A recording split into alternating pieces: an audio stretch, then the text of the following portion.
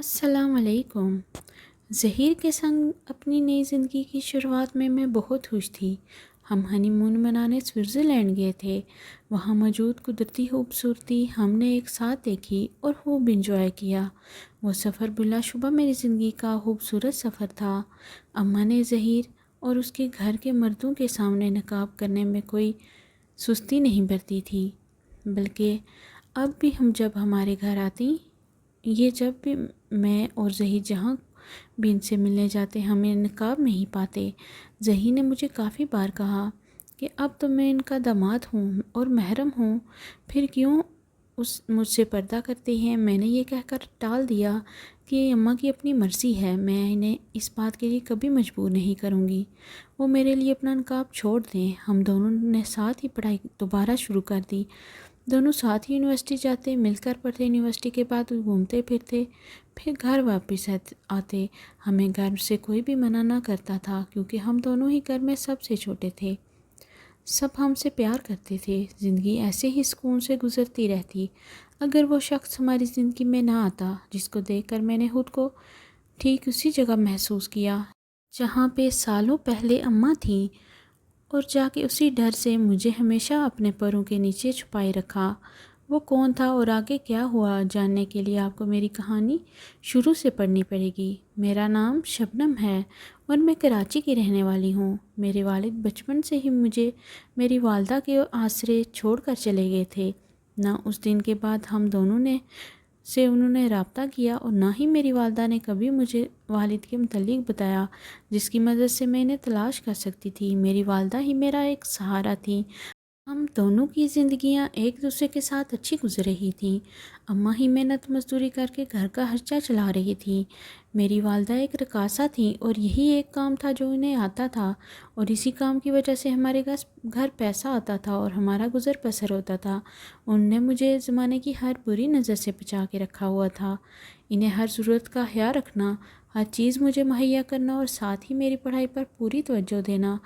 غرض انہوں نے وہ سب کیا جو ایک بچے کو اپنے والدین سے چاہیے ہوتا ہے۔ ہاں، ایک بات تھی کہ انہوں نے ہمیشہ مجھے کہا تھا کہ تمہاری ماں کیا کرتی ہے اس کے بارے میں کسی کو کچھ نہ بتانا، لوگ اس شعبے کو اچھا نہیں سمجھتے، اور اگر جان لیں کہ تم ایک رقاصہ کی بیٹی ہو تو وہ تمہیں بھی تنگ کریں گے۔ میں نے بھی یہ بات اپنے پلو سے باندھ لی تھی۔ کبھی اگر دوستوں میں کوئی بات ہو بھی جاتی اور کوئی مجھ سے استفسار کرتا بھی تو میں اماں کے بتائے ہوئے نسخے پر عمل کرتی اور کہتی کہ ہمارا خاندانی کاروبار ہے اور اماں اسی کو سنبھال رہی ہے۔ ہمارا گھر ایک پوش علاقے میں تھا جہاں کے لوگ بھی نہیں جانتے تھے کہ اماں کیا کام کرتی ہیں۔ وہ تو روز صبح گاڑی لے کر کام کا کہہ کر چلی جاتی اور شام کو ہی واپس آتی۔ بظاہر تو لگتا کہ اماں واقعی کسی آفس میں کام کے لیے جا رہی ہیں، اور یوں ہی ہماری زندگی کی گاڑی چلتی جا رہی تھی۔ میں نے شہر میں سب سے بڑی یونیورسٹی میں داخلہ لے لیا۔ میرا تعلیمی ریکارڈ ہمیشہ سے ہی اچھا رہا تھا، اس لیے مجھے داخلہ لینے میں کسی پریشانی یا دقت کا سامنا نہ کرنا پڑا۔ اماں ایسے موقعوں پر میرے ساتھ ہی نہیں جاتی تھیں کیونکہ انہیں ڈر تھا کہ آس پاس دنیا میں موجود ان کا کوئی گاہک منہ پر شریف آدمی کا ماسک لگائے ہمیں مل نہ جائے اور کسی کو بھی معلوم نہ ہو کہ میرا تعلق کہاں سے ہے۔ انہوں نے مجھے ہمیشہ اپنے کام اور وہاں موجود لوگوں سے الگ ہی رکھا تھا۔ وہ نہیں چاہتی تھی کہ ان کی وجہ سے کوئی بھی انگلی مجھ پر اٹھے یا کوئی مجھ سے سوال کرے۔ مجھے بھی اپنی اماں پر پورا بھروسہ تھا۔ مجھے یقین تھا کہ میری اماں کا کردار بالکل صاف ہے، اور اگر یہ سب کرنے پر مجبور تھیں تو انہوں نے مجھے اس دلدل میں نہیں گھسیٹا، بلکہ ہمیشہ میرا سائے پاں بنی رہیں اور دنیا میں موجود بھیڑیوں سے مجھے بچائے رکھا۔ میرا باپ بھی ایک امیر اور اثر رسوخ رکھنے والا ایک بڑا آدمی تھا۔ شادی کے وقت انہیں نہیں معلوم تھا کہ میری ماں کا تعلق کس خاندان سے ہے۔ اس وقت اماں اس شعبے سے منسلک نہیں تھیں۔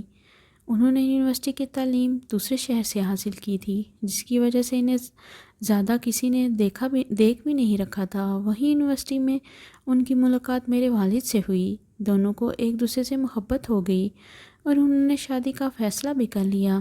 اماں نے اپنے گھر والوں کو بتا کر وہیں ان سے شادی بھی کر لی۔ دونوں ایک ساتھ زندگی گزارنے لگے۔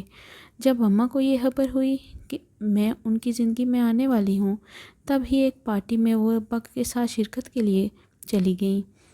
وہاں جو کچھ ہونا تھا اس کا تصور بھی اماں نے نہیں کیا تھا، اس لیے چل دیں۔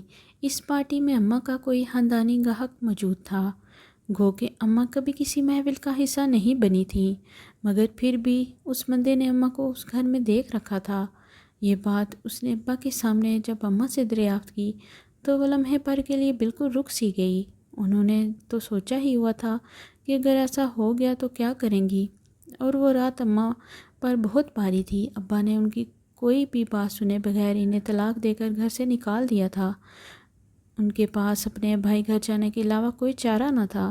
ساتھ ہی اس واقعے کے بعد جب وہ بدنام ہو کر رہ گئیں، بدنام تھیں، ان میں مزید حوصلہ نہ رہا کہ وہ کوئی اور پیشہ اختیار کرتیں، سو انہیں مجبوراً رقص اور موسیقی کے محفل کا حصہ بننا پڑا۔ اپنے ساتھ ہونے والے واقعے کے بعد اماں نے یہ فیصلہ کیا کہ وہ مجھے اپنے بھائی گھر میں نہیں رکھیں گی، بلکہ کہیں اور کوئی گھر لے کر وہاں ہی رہائش اختیار کریں گی۔ انہیں ڈر تھا کہ کہیں مجھے ان کی طرح اس سب سے نہ گزرنا پڑے جس سے وہ گزری ہیں، اس لیے ہم دونوں ایک پوش علاقے میں الگ گھر میں رہنے لگے۔ مگر اماں کو کام کے لیے اپنے بھائی گھر جانا ہوتا تھا۔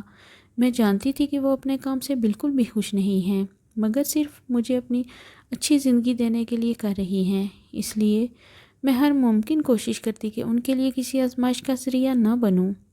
یونیورسٹی میں میرا داخلہ میرٹ پر ہوا، اور میری تعلیمی قابلیت کی وجہ سے ہی میں نے بہت جلد کلاس میں اپنا نام بنا لیا تھا۔ کلاس کے کافی طالب علم میرے پاس اپنی پڑھائی میں مدد لیتے تھے۔ میری سب ہی ہم جماعتوں سے اچھی دوستی تھی، اور وہیں میری ملاقات ظہیر سے ہوئی۔ وہ ایک سلجھا ہوا، بے حد نفیس اور ہنسمکھ سا لڑکا تھا۔ مجھے اس سے بات کر کے اچھا لگتا تھا، اور پھر پتہ ہی نہیں چلا کہ کب یہ دوستی محبت میں بدل گئی۔ میں اپنی زندگی اس کے سنگ گزارنے کے خواب دیکھنے لگی۔ پہلے اس کی جانب سے کی گئی تو میں نے بھی فوراً ہی ہاں کر کے اس سے محبت کا اقرار کر لیا تھا۔ یہ بات جب میں نے اماں کو بتائی تو وہ بہت خوش ہوئیں، مگر میں نے محسوس کیا کہ وہ اب کچھ خاموش سی رہنے لگی ہیں۔ میں ان سے اس بابت دریافت کرتی تو وہ مجھے ٹال دیتی تھیں، مگر میں جانتی تھی کہ کچھ ایسا ضرور ہے جس کے بارے میں اماں پریشان ہو رہی ہیں۔ ظہیر اپنے گھر والوں کو اماں سے ملوانے لانا چاہتا تھا، اور پھر باقاعدہ رشتے کا سلسلہ چلانا چاہتا تھا۔ اس بات کا ذکر بھی جب میں نے اماں سے کیا تو وہ پریشان ہو گئیں اور ٹال دیا کہ ظہیر کو منع کر دو۔ اس بات پر مجھے بہت دکھ ہوا تھا۔ میں نے اماں سے بحث بھی کر دی اور پوری رات روتی رہی۔ رات کے نہ جانے کون سا پہر تھا جب اماں میرے کمرے کا دروازہ دھکیلتے ہوئے اندر داخل ہوئیں۔ ان کی آنکھوں سے صاف دکھائی دیتا تھا کہ وہ بھی پوری رات جاگتی رہی ہیں۔ میں نے انہیں دیکھ کر اپنی آنکھیں پونچھی اور اٹھ کر بیٹھ گئی۔ اماں نے بھی میرے ساتھ ہی نشست سنبھالی۔ کچھ لمحے خاموشی اور آنسو کے نظر ہوئے۔ جب اماں نے میرا ہاتھ اپنے ہاتھ میں تھاما اور اپنی بات کا آغاز کیا، میں تمہارے ابا بھی ایک دوسرے سے بہت محبت کرتے تھے، ہمارا جوڑا ایک آئیڈیل کپل تسلیم کیا جاتا تھا، وہ وقت بہت خوبصورت تھا، میں ان چند ماہ کی حسین یادوں کو آج تک اپنے آپ سے جدا نہیں کر پائی۔ وہ سب اتنا سہانا تھا کہ مجھے لگا کہ میری زندگی سب سے زیادہ حسین ہے، مگر جب تمہارے بابا کو میرے خاندان کا پتہ چلا اور انہوں نے مجھے چھوڑ دیا تو مجھے ایسا لگا میں اگلا سانس نہیں لے پاؤں گی۔ میں نے یوں محسوس کیا کہ کسی نے میرا دل مٹھی میں لے کر بیچ دیا ہو۔ اتنی تکلیف ہوئی جتنی شاید ہی کبھی کسی کو محسوس ہوئی ہو، مگر اب جب میں تمہیں دیکھتی ہوں تو مجھے اپنے تمام تر قربانیوں اور تکلیفوں کا ثمر لگتی ہو۔ تم میری زندگی کی واحد کمائی ہو، اور میں تمہیں کسی صورت بھی امتحان میں ڈھلتا ہوا نہیں دیکھ سکتی۔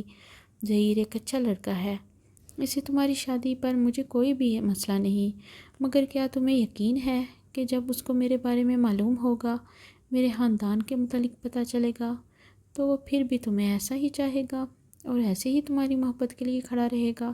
ان کی بات میں نے تڑپ کر ان کو دیکھا۔ یہ تو سچ تھا کہ ظہیر مجھ سے بے پناہ محبت کرتا ہے، مگر کیا وہ اماں کو قبول کر پائے گا؟ اور اگر نہ کیا تو یہاں سے آگے میری سوچیں مفلوج ہو جاتی تھیں۔ اماں کہہ رہی تھیں کہ یہی وہ خدشات ہیں جس کی وجہ سے وہ آج کل پریشان رہتی ہیں، اور اسی وجہ سے انہوں نے ظہیر کو گھر بلانے سے منع کیا تھا، مگر وہ ساتھ ایک حل لے کر آئی تھیں کہ اگر ظہیر کے گھر کی صرف خواتین ہی ہمارے گھر آئیں، اماں سے ملیں، اپنی تسلی کرائیں اور پھر شادی طے کر دی جائے، مردوں کو کو یہ کہہ دیا جائے کہ اماں پردہ کرتی ہیں، اس لیے انہیں پردے کے پیچھے سے اماں سے معاملات طے کرنے ہوں گے۔ مجھے بھی یہ بات خاصی معقول لگی۔ میں نے صبح یونیورسٹی جاتے ہی ظہیر کو بتایا کہ میری اماں پردہ کرتی ہیں۔ میں یہ بات تمہیں پہلے نہیں بتا پائی، اس لیے تم خود ان سے ملنے آنے کی بجائے گھر کی خواتین کو لے آؤ۔ خلاف توقع اس نے کوئی سوال و جواب نہیں کیے اور مان گیا۔ اگلے روز ظہیر کی والدہ، بہن اور بھابھی ہمارے گھر تشریف لائیں۔ ان کے آنے کی وجہ سے گھر میں بہت اہتمام کیا گیا، مختلف طرح کے کھانے پکوان تیار کیے گئے۔ ایک ایک انتظام کو اماں خود ہی سپروائز کرتی رہیں۔ وہ آج بہت خوش تھیں اور ان کی خوشی ان کے چہروں پر عیاں تھی۔ ظہیر کے گھر والوں کے ساتھ ہونے والی ملاقات بہت خوشائند ثابت ہوئی۔ سب نے بہت خوشگوار ماحول میں کھانا کھایا۔ ساتھ ہی اپنی تسلی کرنے کے بعد ظہیر کی والدہ نے اماں سے میرا ہاتھ مانگا۔ میں اس وقت اتنی خوش تھی کہ الفاظ نہیں۔ اپنے احساسات بیان کرنے کے لیے مجھے یوں لگا کہ میری زندگی کی سب سے بڑی خواہش پوری ہو گئی ہے۔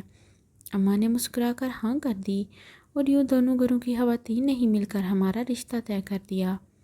شادی 1 ماہ بعد طے ہونی الگ رکھی گئی تھی تاکہ پردے کا خاص خیال رکھا جائے۔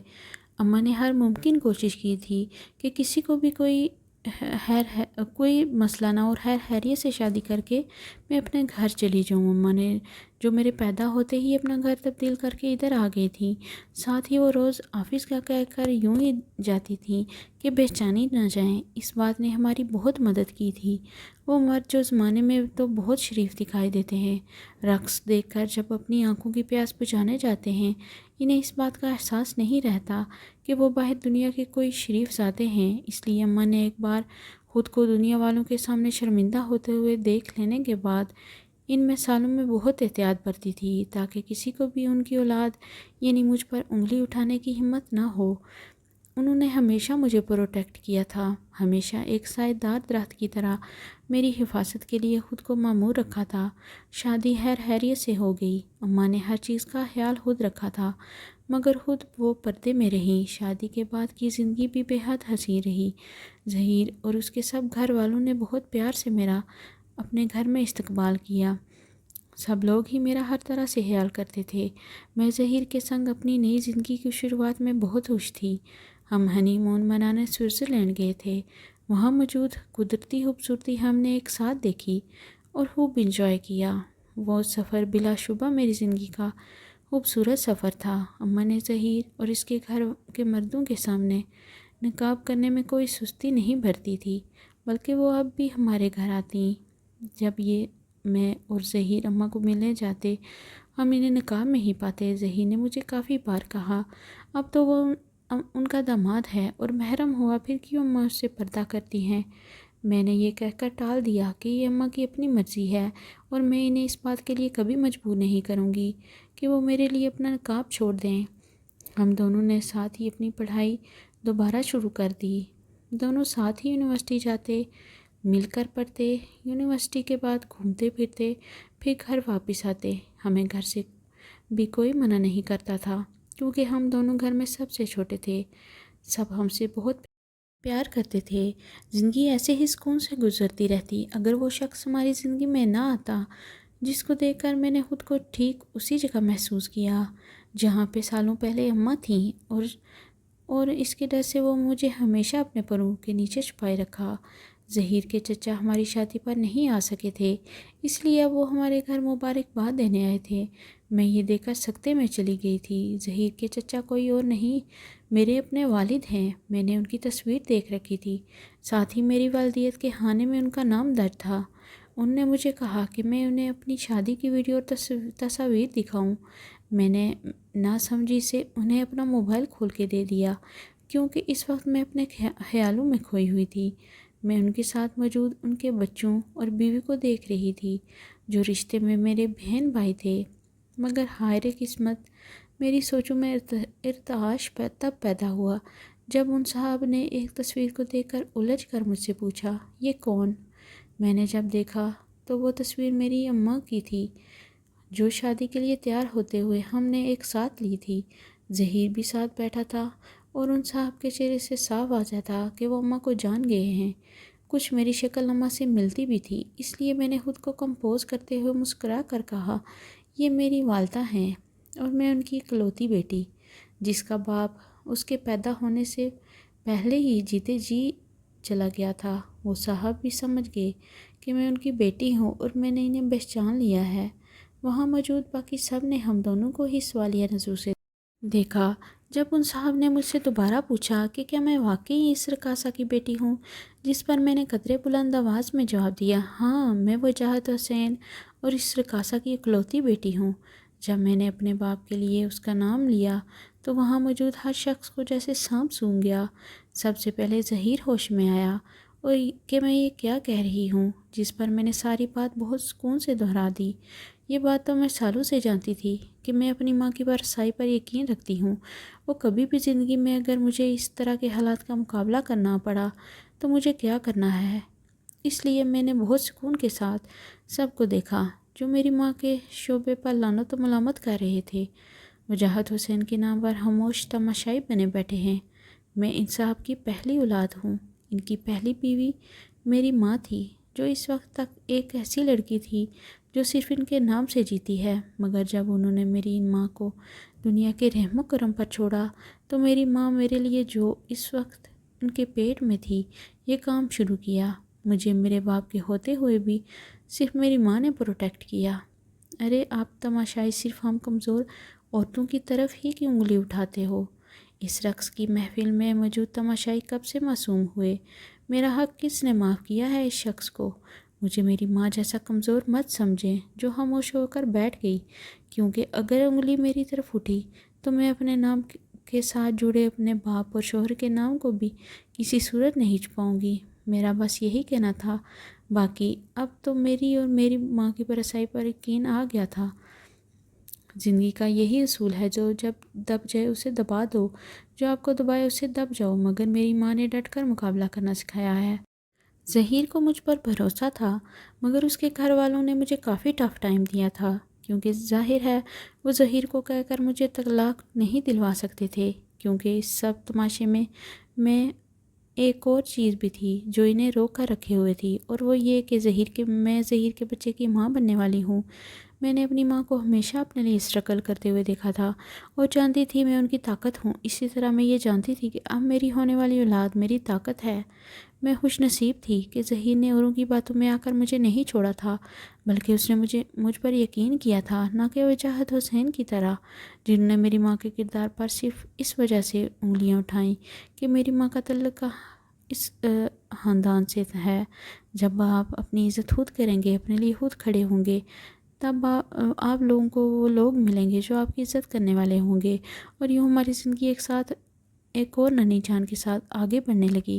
ہاں ماں نے اپنا کام چھوڑ دیا، پہلے وہ میری پڑھائی کے لیے کام کرتی تھی، مگر اب اس کی ضرورت نہیں تھی۔ میں اپنے گھر میں خوش تھی اور سوچتی ہوں کہ کچھ لوگ جب ان پر آزمائش آتی ہے تو خود کو بے بس سمجھ کر ہار مان لیتے ہیں، مگر کچھ لوگ اس کا مقابلہ کرتے ہیں ڈٹ کر، پوری ہمت اور بہادری کے ساتھ۔ انہیں پتہ ہوتا ہے کہ وہ اس مشکل کا حل ضرور نکالیں گے، اور آپ کو پتہ ہے جب سب ساتھ چھوڑ جائیں، سارے وسیلے ختم ہو جائیں، ساتھ دینے کے لیے، دکھ بانٹنے کے لیے کوئی نہ ملے، تو بھی ہمت کرنے والے کیسے خود کو حوصلہ دیتے ہیں؟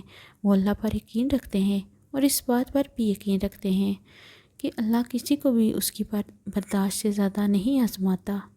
دوستو، اگر آپ کو میری ویڈیو پسند آئی تو ویڈیو کو لائک کر دیں، چینل کو سبسکرائب کر دیں اور بیل کا نوٹیفیکیشن بنا مت بھولیے گا۔ اپنا بہت سارا خیال رکھیے گا۔ ملتے ہیں نیکسٹ ویڈیو میں۔ اللہ حافظ۔